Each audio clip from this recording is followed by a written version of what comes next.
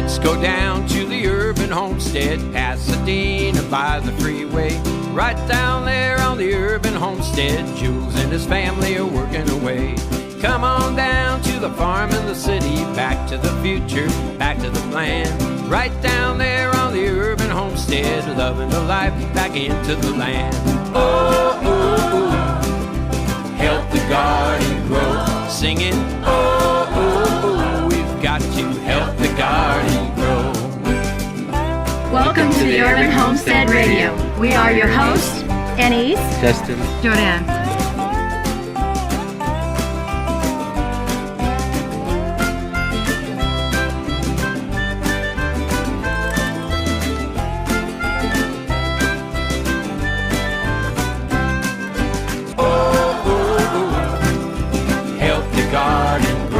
Singing, oh, oh, oh, we've got to help the garden grow. Oh, oh, oh, help the garden grow. Singing, oh, oh, oh, we've got to help the garden grow.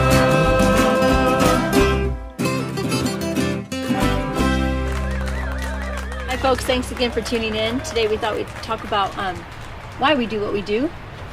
And we like to share some stories and some history behind where we are today. So, Justin?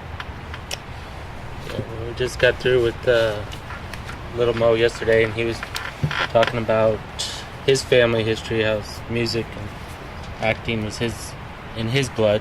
And I like to say that gardening, horticulture is in our family for 3 or 4 generations. Going back to Belgium, they ran nursery, landscape, business and numerous greenhouses, and sounds familiar. Sounds like a family enterprise, became well known. They developed new rose species, became trademarked, and from which also landscaped the palace of King Bedouin. The family also received a degree in horticulture, and that was in Belgium. But later, he had was it great-grandfather? Yeah, great-grandfather. Mm. Great-grandfather had a chance to immigrate, so it was either the Belgian Congo or Florida, and they chose Florida. For the hunting. Specifically for the good climate, because it was still wide open frontier stocked with wildlife.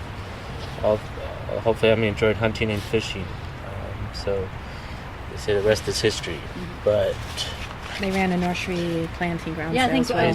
He supervised landscape, had a where else would go? Landscaped.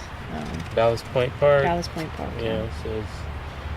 What was the story that Dad would tell, that he met somebody that came to our property by honey in Florida? 10 acres in Florida. Yeah, and he said, "Are you related to Dervaes? The Dervaes from Ballast Point area?" Ballast Point, because he said the rows were so straight. Everything was even and straight line. Perfectly straight.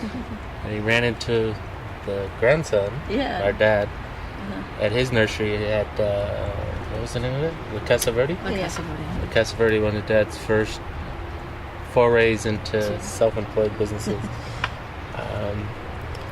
So that came passed down a generation. Yeah, so we've had, I think there was a lark, or a bird, or a tree. Larch.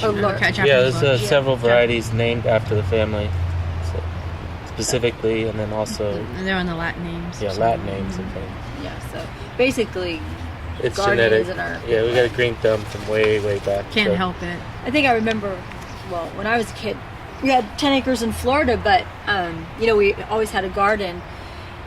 But I wanted Dad to clear out me a little patch because I wanted so bad to grow flowers. So I was like, please, please, please, can I have a little spot so I could grow flowers? And so I just always would collect flower seeds, plant flower seeds, and things like that. So it was just always wanting to plant something from early age. They say that you don't want to grow up to be your parents. With gardening, it was always, you couldn't help it. We always had growing something as a kid, and I did that here because I grew up here. I was always growing plants and cuttings, and it was just a natural. I didn't have any, it wasn't like work. You naturally were planting. It was no like learning anything. It was just in your genes and your genetics. Yeah. My grandfather, they had. You couldn't see his house from the street, and you can't see our house from the street. So. You couldn't see our great grandfather's either. It started out with grass, and slowly the grass went away. So it ended up. They wanted to know if grandfather was working in the yard in his old Chevron overalls, and they wanted to know who owned the place. He was like me. They thought he was the gardener. He's out there in Florida, I think. And he developed crotons. He was in the newspaper because of the crotons. Because of his crotons. That's our grandfather. These tropical plants that very colorful. And he would develop his own variety. People actually stopped and asked if he sold them. He never actually marketed it. Oh, here we go. People actually stopped and asked him if he sold. No, people actually literally came in the night and stole them. Yeah, dug them literally out. I remember spending the night at my grandfather's sometimes, and he'd go out in the morning. He's like, "Oh, somebody's been in the yard again. They dug out, 10 or 20 of them. They'd come in and dig them out because they were so beautiful." And what was it? And then we were talking about what passed down from the generations, even unknown to us, was we talked about they lost 2 kids at one time. Mm-hmm. There was in Florida it's hot and humid, and every time we'd be kids playing, be sweating up a storm, we'd get in the car, everybody wanted to roll down the windows, and our grandfather said close the windows. Our dad said close the windows, and we couldn't figure out what was the deal with closing the windows. Like obsessive, close the windows. Yeah, like, OCD basically is it's hot, it's humid, you're sweating, roll down the windows. Do not roll down the windows. And we didn't understand. It's like, why they wouldn't let us roll down the windows? Our grandfather wouldn't let us do it, our dad wouldn't let us do it. Dad didn't know why he did. Dad didn't know.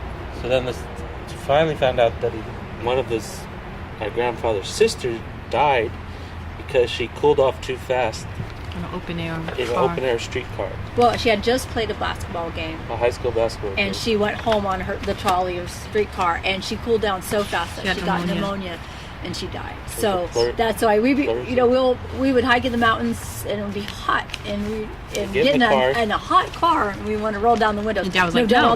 He never explained why. He didn't know until we found out. Until he found out years later, it was a traumatic experience that was passed down. Don't cool off too fast. Nobody explained it.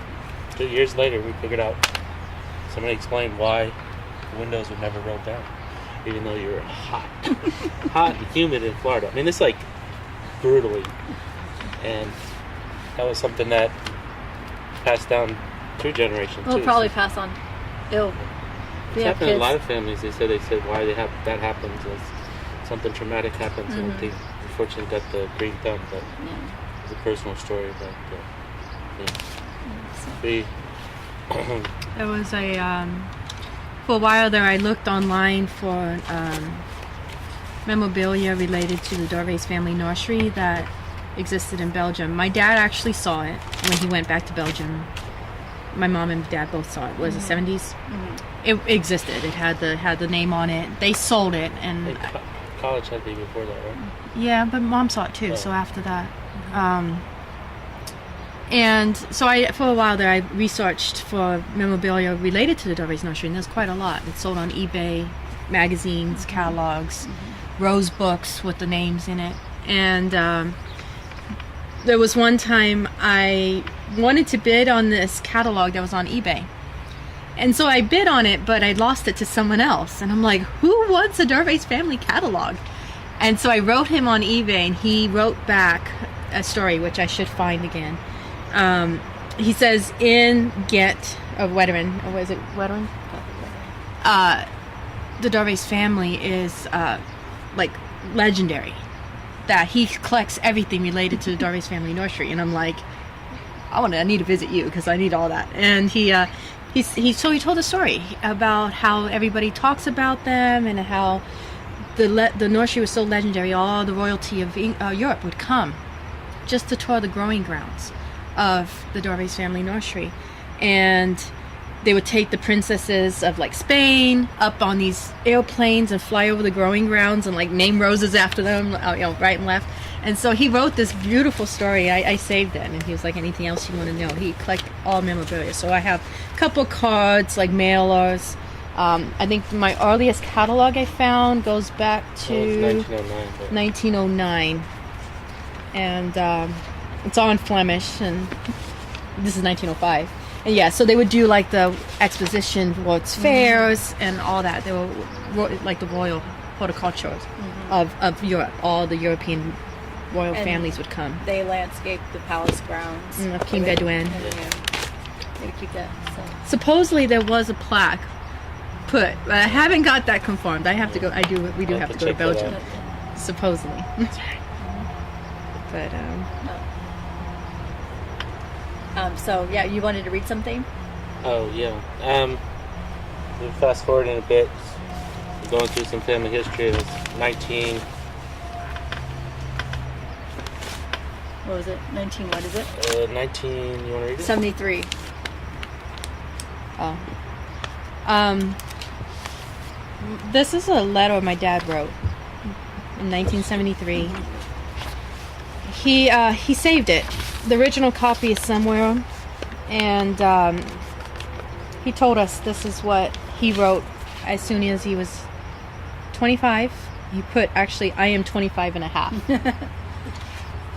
So it's just as Jules Dervaes Jr. in 1973. He wrote this note to himself. Was he out of college? When did he graduate? He graduated 69. 69. So I think This was actually he wrote this in New Zealand because he went to New Zealand in 1972, started homesteading, but he was writing down like personal notes to himself, like why and what was he doing this for. So this note is from 1973. He wrote, "To live as simply as possible, to live in harmony with nature, all things are possible to a certain extent. The modern technological world has made its people its subjects. It has made them ignorant and keeps them in ignorance. We are basically ignorant of the basics. Where does our food come from? Where does our water come from? And importantly, where do our wastes go? We live cut off from ourselves because of this lack of touch with the natural things. And our foundation is weakened, and there's no way we can build onto the self in such a state. So I must go back as far as I can. I must find out where to get water to drink. Can I afford to wait any longer to begin this backtrack? Should I gather more accessories and build up a secure foothold first in this world? What do I need? I need only land and water so I can live. Why do other people want more? And why do other people want me to have more? I want less and less. If I'm alive and learning, what more? I need to learn how to grow food. How long should I wait to do this? I am 25 and a half. And he signed it, Jules Dervaes Jr. in 1973. So that is where he pretty much, I think he wrote his entire philosophy down on a paper, and he, as the dad I knew, kept to this. And then what I used on the handout to the memorial was 2 quotes. And a lot of people wrote me because I'd used one of his quotes to, tell people of the memorial, and I used one of his quotes, and people wrote me and said, your dad's quote and is true because I have done this. And so I don't know when it was written, but he said, I measure short-term success by how much I have improved at what I'm doing to make my world a better place. However, I see long-term success as being measured by what others have accomplished because of what I have done. So we got so many letters these past couple months, so many cards, so many emails, so many things on Facebook written about how, our family has inspired their family, or how we have inspired people to just do something with their lives. And that's been very inspirational to us too, and very humbling, because we just, I think sometimes we don't realize how many people we touch because we're busy with our daily lives, and then when an email comes in or a comment, and we haven't even got to reading all the Facebook comments, it was just too overwhelming of just everything. So yeah, I think Jordan wants to share one that we got from the Netherlands. Yeah. So. I actually have not read this. I pretty much many months, and still to this time I don't I don't really read the letters that we receive. I appreciate them, but it's a little too personal at the moment. A little overwhelming, but there was this letter. I don't have the opportunity to attend your father's memorial as I live in Norway, but I am writing to you. The quote, which Annie's just said, made me want to give you a short update on how your father has influenced my life, half across the globe, even though I have never met him in person. I first came across a YouTube video 5 or 6 years ago of how he transformed his tiny lot right next to a freeway into a Garden of Eden. I had just started to get interested in gardening and growing a little food in my own garden when I witnessed how your father had turned his limited garden into an ecologically healthy paradise. My house is right next to a thoroughfare, not a highway, but I immediately thought, if he can do that much with so little, I can definitely make my own yard, which is slightly bigger than yours, into a diverse food-producing garden. I have been working steadily and patiently on this task every year since then, and my garden now includes chickens for eggs, a greenhouse of repurposed windows, as I live in a cold climate, and a steadily growing amount of beds where seasonal vegetables are rotated on a yearly basis. I wish you all the luck in your future endeavors to honor your father's legacy, and hope you remain steadfast in your continuing work for a better world. Her name is Jeanette. Yeah, it's like I said, still get emotional over that, and just there's so many of them, and just them reaching out to us really meant a lot these last couple months, and we really appreciate that, because we do want to continue. Farm work is never done, and sometimes we feel like, sometimes like, oh, you just stay in bed. It's a little overwhelming, but the chickens need to be let out. No matter what, no matter what, and the seeds need to be planted, otherwise there will be no harvest. So that life, the living that's around you, keeps you going, even though things in the world might not look so good, even though sometimes your own life might not look so good in terms of just the struggles, but it's the homestead life, the living things around you that keep you going, that propel you forward, even though sometimes you don't want to be, or if you don't feel like you want to, because it's just sometimes overwhelming. So that just keeps us going, keeps putting one foot in front of the other. We had a little recharge from the rain from like this year, too. God is excited. After 5 years of drought, I think it got us back to being how the yard used to look, and it rained every year. So last night, Saturday morning, and last night we got the first measure of the rain in like 2 months. Yeah, I mean we're just 90 last week. 90, really some, 92, 90, and then finally broke, and we got rain on Saturday morning and Sunday day. Yeah. So that helped a lot. You can tell the difference between everything sort of took off after that. Yeah, I mean, that late in the season. Yeah, just people are still, like even today, I was at a cafe and people came up and said, oh, I've been to your classes and sorry about your dad, and hope you, wish you well and hope you're continuing and things like that. So Is that on top of the one from Saturday? No, that's not even the one on Saturday. That was another lady that came up to us. So it's just, Patsy is a small community, I mean, surprisingly, and people are just, still coming up to us even to this day, and it's nice to see that. And, they all want to know how the farm's doing, and even though, somewhat behind on certain things, but we just continue to bugger on. This one was from This is a letter from a woman in Kansas City. She wrote condolences on our father's passing. It says, I would be praying for you each and every day, as I have since I first read about your dad. Your dad changed the world. I remember your first YouTube video about your homestead, and when the song played, What Kind of World Do You Want? I wept. It was so touching. I often replay that notion in my mind as I make my daily choices. We each create the world we want by the choices we make. I thought you, your dad, you three were awesome. Another thing I learned when I first learned of a loved one passing is to enjoy being with the one now gone. First thing I thought about was how I first found your dad. He was on YouTube, I think, in a black and white video someone had filmed at UCLA. I still use his line, You can buy more different kinds of tennis shoes than you can buy tomatoes in the grocery store. In fact, I think I said that just twice in this last week alone. And when he held up that Trumbosino squash and talked about the perpetual soup, I loved it. I still grow the Trumbosino from the seed I originally got from you guys. When people say they never heard of it, I used your father's line, "You can't buy this in the grocery store." What would they put it in? Paper or plastic? It wouldn't fit in either. And just to clarify, the Trumbosino squash, some people have seen it on our website, can grow 6 to 8 feet long. Big, long, looks like a trumpet. My husband and I watch these videos often. We didn't know your dad's name, so we called him the white-haired guy from UCLA. Sometime later, we found you folks, and we followed your blog and East faithfully and learned so much from your family's journey. One day, I discovered that the two men we thought so highly of were the same man. I remember running upstairs to my husband's den, and I was so excited I could hardly speak. "Honey, the white-haired guy from UCLA is Jules Dervaes." He did not believe me until we both pulled up the UCLA tapes and then the new blog we had recently found. We were thrilled and delighted. I know it's a small comfort to know that someone in Kansas City thought a lot of your dad and wept when he died, even though we had never met. I will remember him and think about him every time I visit one of the many gardens I had mentored in existence in his name.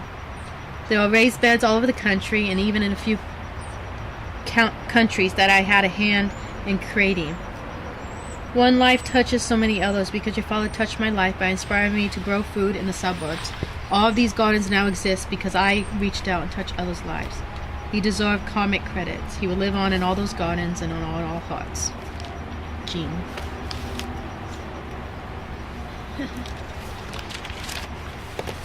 I never read that. I didn't read that one. That's why we can't read them all. I didn't read that one. Too. So.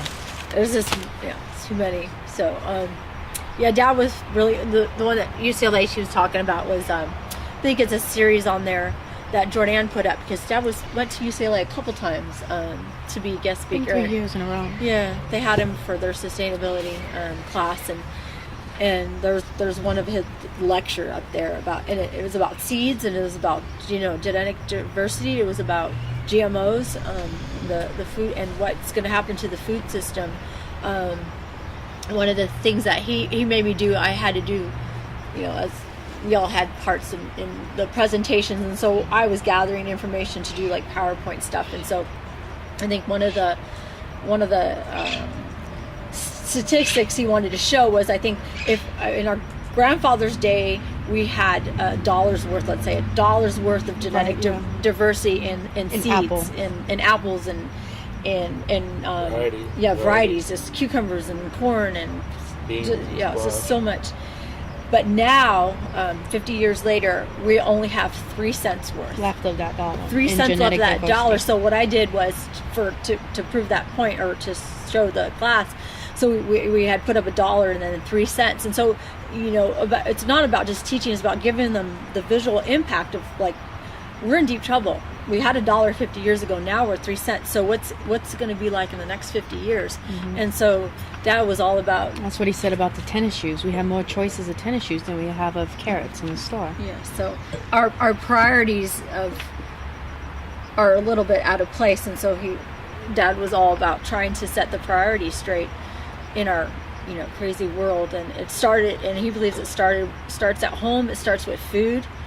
Another favorite quote of mine that he did and I put on the website and stuff was progress starts with envisioning a new yet old lifestyle with home as central to all aspects of life, work and leisure, food and energy. So real. Progress means bringing the economy, beginning with the food economy, home again. So that's just as simple as just starting herbs in your windowsill, a raised bed garden, and what we did here at the homestead was not just about growing food, it's about building community. When we're hoping to share some of the community with our podcast folks, is our music community, our activist community, our the green lifestyle community, the sustainable community, the fellow farmer community, the kids. And so there's a community that starts, and that pebble starts at home and then it goes outward. And so I guess our family, has just touched so many people that way, just by throwing the pebble out in the backyard and just spread. I found some diary post from 2001 about, I'll have to read it, find it, and about how we started and what the issues were back then. And it was funny reading it 17 years ago, 16 years ago. It seemed somewhat dated, but it's like, it rained today, we have a lot of tomatoes, bountiful harvest, can we sell the tomatoes too? And then we're talking about what we're doing, what the name of it, come up with a good name for what we're trying to do. So we came up with the jungle style gardening, and then came up with Urban Homestead in one of the family meetings. So I'll have to bring that up next time. Because Dad had a homestead in New Zealand, and we were trying to recreate it, and so he said we have to call it something. Yeah. So it was funny reading stuff, because like, it seems so simple. How much rainfall was, how much fruit we harvested, how much tomatoes we harvested. Still some of the issues we had. So the windstorm, so the day before, almost made us out of business. That was July. And then we had a rainstorm in July, which was pretty amazing. That was in 2001? 2001. So it rained today, and it's just funny reading that stuff. Well, I go back to the journals and people say, oh yeah, you did such and such and such. So I was like, I did? I don't even remember. It's like they know more than I do, and I don't remember some of the stuff I post. But yeah, we used to do a lot. Like, we were just talking today about, just a picture's worth 1,000 words. Just putting a picture on the blog and didn't have to say much, and just people were just so inspired and made their day. I would post pictures of what we ate, pictures of our food or our planet. It was like, soul blogs. Just kept busy. Yeah. For us, I think I've mentioned this in some media interviews. Dad, to me, this was the way I was raised. So it wasn't really special to me, because it was how we always did things. We always composted. We always.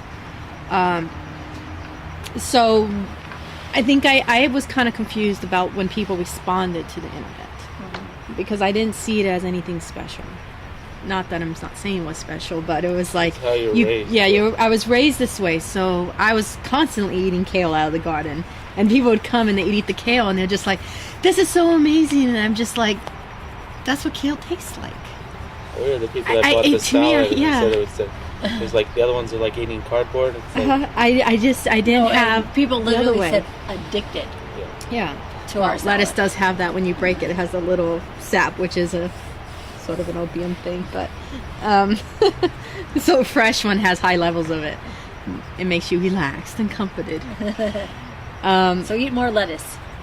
I didn't understand, I would say, more of the other side. This was how we were raised. I always composted, recycled, never obsessively turned off lights in a room.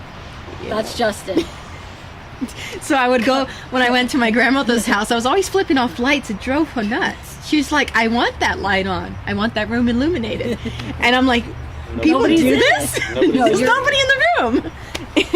And so, to me, it was a little bit more of a shock to see that we weren't normal.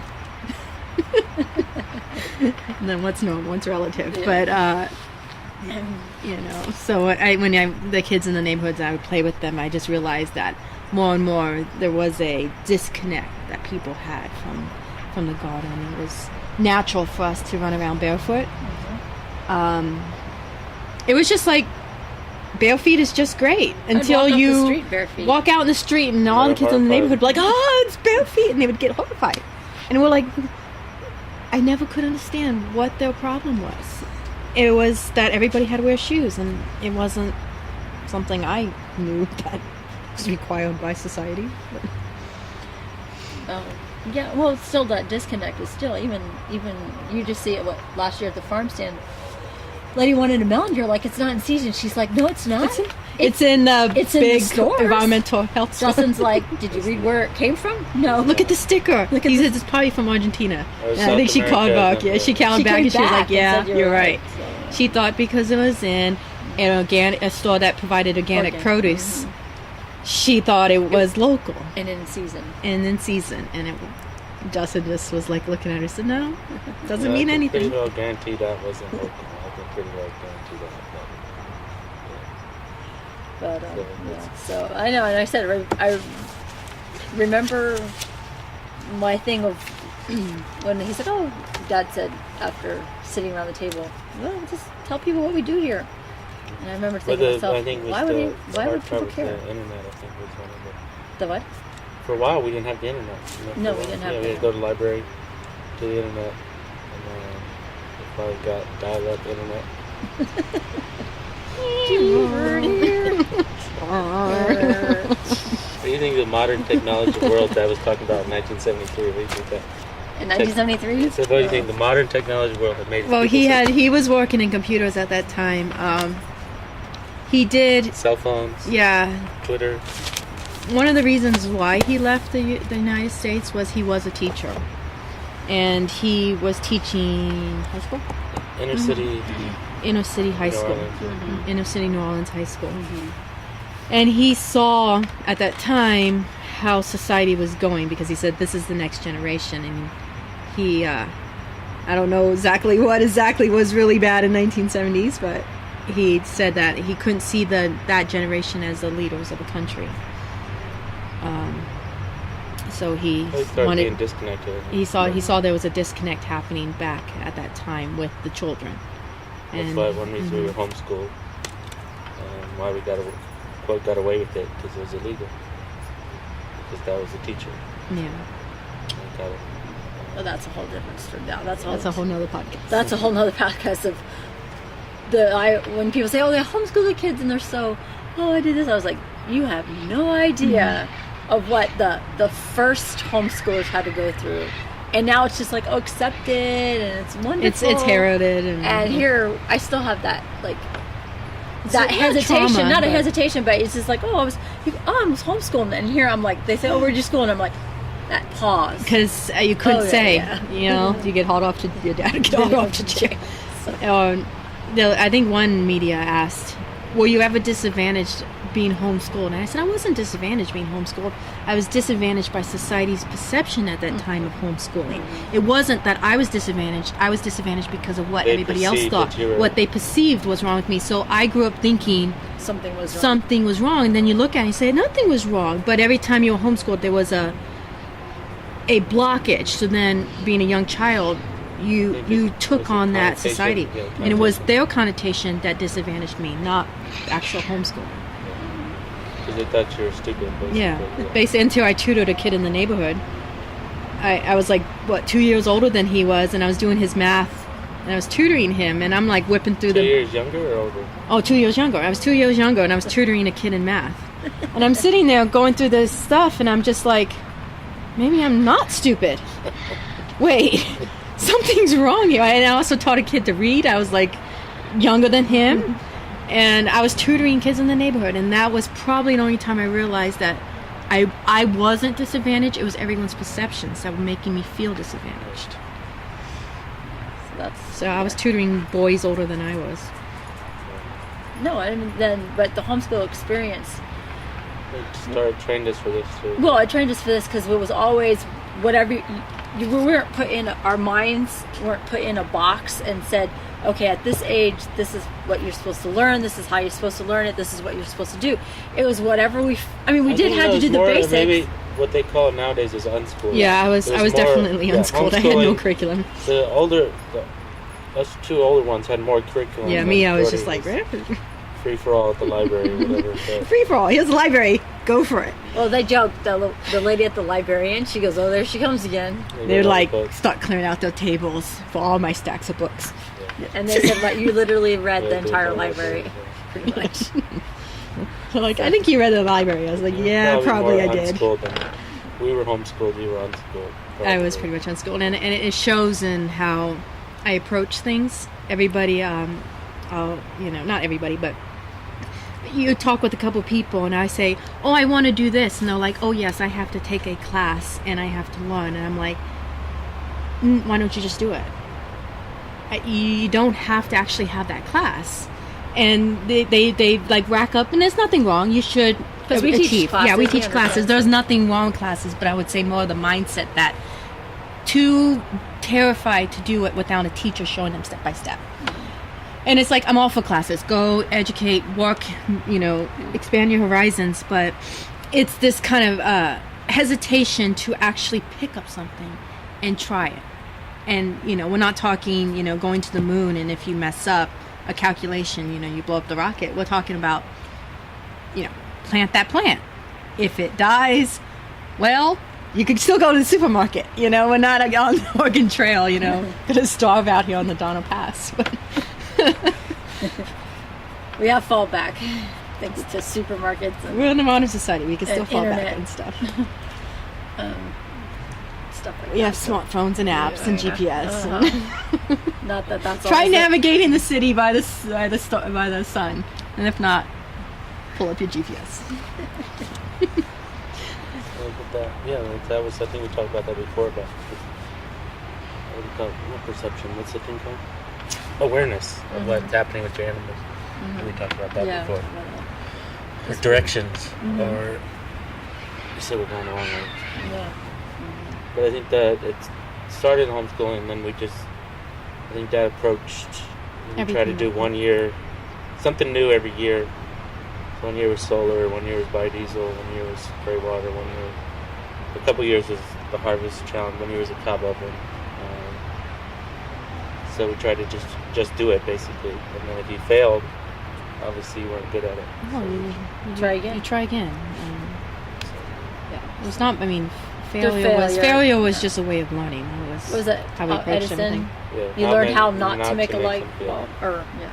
Failure was just a way of learning. That's how we approached everything. It wasn't like your life was on the line. Because I think one of the things was, going back to our childhood, was obviously Dad had a large family and was trying to make ends meet with some of it. So our grandma bought us a bunch of bicycles, and they were old. They were getting old. So when we were growing up, and they started breaking down, and we didn't have any money to fix them, to buy any new ones. We didn't have any money to buy any new ones. So I do remember the first bicycle we took apart, sanded, and repainted, and then reassembled it. It must have been 10 years old. It was pretty rough because it was the first thing taken apart and then putting it back together again. And then we started so we painted and fixed up all our bicycles. Mm-hmm. And then the neighborhood kids wanted their bikes painted and fixed up, and they would just be amazed how fast we changed the Just tires. Just strip a bike and rebuild it. Like that, and they're like, how old are you? It's like, Justin could strip a bike and rebuild it instantly. It's like, without even, not looking, but just without even reading anything. And they were just amazed how fast it was done. But one of the reasons why it was done is because we couldn't afford a new bike, so we fixed up our own. But nowadays, sometimes it's cheaper to buy new ones than to. Yeah, it's kind of changed. It's kind of weird. Yeah, that's like 20 years ago. Yeah. It's kind of weird, but sometimes now it's cheaper to get a new one than repair your old one, which is sad. Yeah, but we repaired a lot. Growing up, we repaired a lot of things. There was. I think we ended up with 50 bicycles. Yeah. 30, 40? I don't know. They're still down there. You're collecting them beside the road. Bring them home.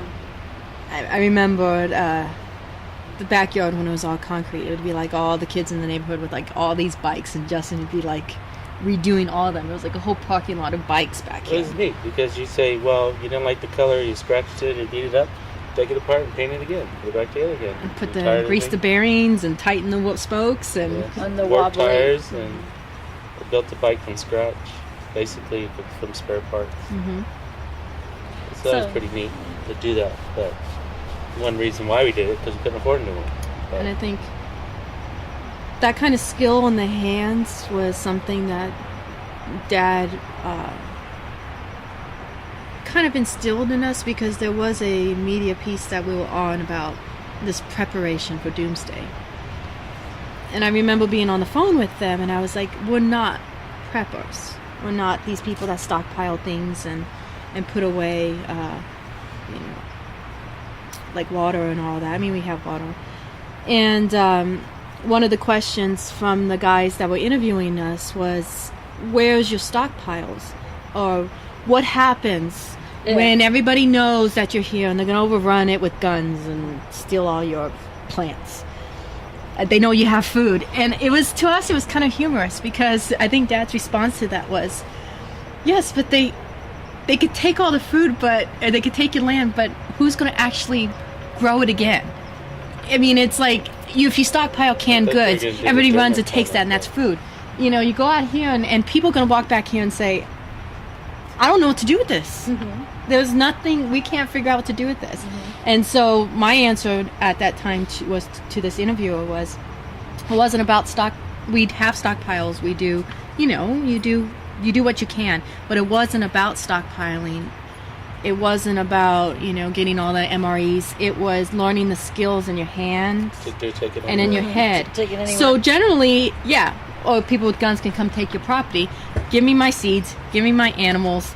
I'll survive. It wasn't about the property. It was about what was in your head and what was in your hands. It wasn't about stockpiling. And everybody's trying to protect the stockpiles when it was in your heart, in your skills, in your sense. You were the valuable, asset, not it wasn't the land. It was, and it's not the stockpiles either. It's not the in stockpiles. A sense, it's good to be prepared. Yeah, it's always good. It's always going to happen. But also that you could walk away from this property, find yourself somewhere else, and do the same thing. I think survival skills is more. Yeah, I think more valuable. All I need is seeds, and you can find yourself anywhere. And we did that. Then we also did the survival skills. In the wild, what's called wildlife survival. Yeah, wilderness survival. Edible weeds, all that other stuff. We did make fire find sticks. Water, find yourself out of the forest, build a shelter. Mm-hmm. Yeah, Dad did that. He'd take us out there. It's like, build a shelter. One challenge one year was to make fire out of something we found. Like, make it from scratch. Walk the mountains and find the materials you need to make a fire. And the prize was a Swiss Army knife from the Boy Scouts or something. So that was we sat out there, we were huffing and puffing, and finally got the bow and drill working. It was with a little ember, and we started a fire, got it bucking out. And there was a while there where Dad not refused to buy matches. We didn't have matches in the house. If you wanted fire, you made it. And we did. We actually would have bonfires out here in the neighborhood. And Justin would sit down and start it with him, and he'd be there, doing it with the bow and drill, and he'd impressing all the people. And we'd have like bonfires every summer night. Summer nights we'd have bonfires back here. With forts and tunnels and hogans. Yeah, we built shelters back here. And then we did play stalking. We'd do stalking games. Oh, the stalking game, remember? Where we had to sneak up on someone. Tom Brown or Boy Scout? It was Tom Brown at the time. Creeping up on somebody with the back turn? Yeah, creeping. We'd play that constantly, the stalking game. And we built deadfalls. Mm-hmm. And I think Dad was big in navigation. Like in the mountains, he would tell us how to read the hillsides and find out where you are. We went up there and we built some... Hogans? Yeah. We built some lean-to up there. We built a couple lean-tos up there. Take the podcast on the road one day and show our old homes. We built one in a... you learned to swim up there, right? Yeah, we built one in a really rundown... not rundown, it was like a wash of Pasadena. Justin and us. We went... Kids. Yeah, a couple neighborhood kids joined us, but we built this, like, things from... we collected, and we built this beautiful little... Hogan. We call it a Hogan. It's lean-to or something. It was pretty awesome. We carved our names in it. And this is kind of like where Pasadena has the water supply. So every once in a while they dredge it out. And I remember going back after they had dredged it out. And the bulldozers had stopped on all sides. They were dredging it, and you could see they stopped. And they went very carefully around it. and they protected it, and I think they set up camp in there. And Yeah, we were just always. I think you said, they're eating lunch. Yeah, in we there, thought it was I the think. coolest thing because they were dredging passing his water, but they kept that. They actually respected that. That was something special that we built. It was funny because we would do with the bicycle things. We get single speed, 20-inch bicycles, bike uphill all the way up to the mountains. Build that stuff and then come down, and then we'd run into people, or we'd even go. Then we had 10 speeds, and we'd go up that, and we'd run into these guys I had a pink little bike, and I was. We'd run into all these guys with these souped up, fancy shocks, bicycles, and they're going downhill, and they got dropped off, and they went downhill. We biked all the way up on a 2-bit 10 speed, and then turned around. Mine was pink, and then we hit all the lights coming back. So just avoid. If you timed it right, you could nail all the... I remember one guy, he did say something. I was going past him. I think he said, "That girl beating us on a crappy bike or something." Because he was coming down with the full on his shocks, and I think he kind of stopped, and he called back to the guys. He was like, "That's not right." Yeah, it's not. All right. But we went through a bunch of bikes, but they were beaters, I guess. But they were pretty beat up. That was a put together bike. Yeah, I'm gonna go. You built that one for me. I think for you gave the it to me. chickens. Justin built that one, and he painted it for me. It was a nice. It had gears. the one that you got hit by a car? Yeah, and I got hit by a car on it, but that's another story. But yeah, I love that bike. Justin built it for me out of pieces. Yeah, we're probably unsafe childhood, but no helmets, no. Don't try this at home. And we have a warning on this podcast. Maybe hazardous to your health. We drank out of hoses. We did have the one time I was. Oh yeah, that was pretty stupid. But we built obstacle courses with the bicycle. See, we had a whole concrete patio back so here. Dad bought the biggest place we could afford, a 30 by 30 patio, and we had all this stuff lying around. So he collected junk. So he piled junk back. With junk, with repurposed stuff. So we had we play railroad ties. We had tires. Obstacle courses. We had tires. So we would some agility contest. We'd build an obstacle course and try to do it on a single speed bike. You know, it's like BMX. BMX. Yeah, we tried the BMX. We create BMX courses back here. Yeah. So and Justin built something. That was probably the stupidest thing He's like, watch this. It was probably about this high. I put a foot of plywood, and I just took off on that. It was bad. I landed on the mattress, though, right? Was it a mattress? You expected to land on the mattress, but you didn't expect the wheel to stick. Because it's soft, and you went. The bike landed on the mattress. You did not land on the mattress. You thought you would land on the mattress. I went too far. Right? No, the bike stuck the mattress, but it was soft, so it went through and it flung you. The bike landed on the mattress. You did not land on the mattress. I don't remember even being hurt. I just remember it was pretty rough. But we did, and then we opened it up for the kids, so we'd have BMX.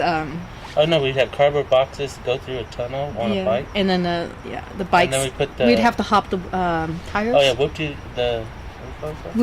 Yeah, whoop-de-doos on a BMX course. And then the seesaw. And get on a plank, ride a bike on a plank.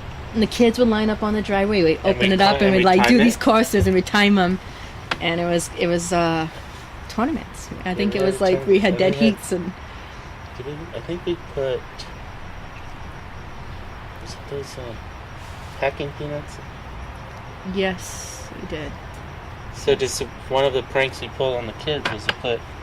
We had a refrigerator box or stove box, and we made like a curtain in there to ride a bike through it, and we put. Oh, it was a bubble wrap. Bubble wrap. Yeah, you said packing peanut, but bubble wrap. And they'd go and they'd freak. So it'd be dark, and they'd go through a tunnel.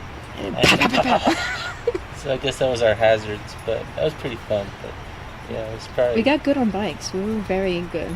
Very agile. We could stand on the wheel and flip it around sometimes. Except for that one flying.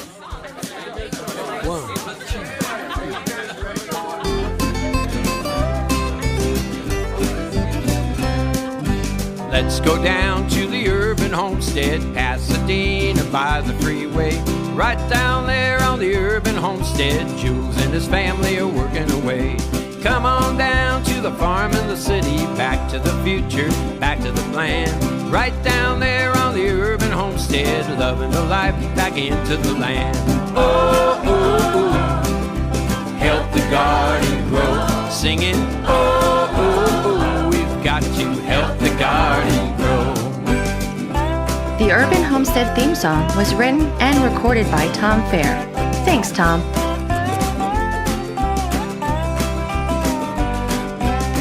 We've come to the end of this show. Thank you so much for joining us. Be sure to tune in again. Until next time, this is Annie's, Justin. Jordan. Keep on growing.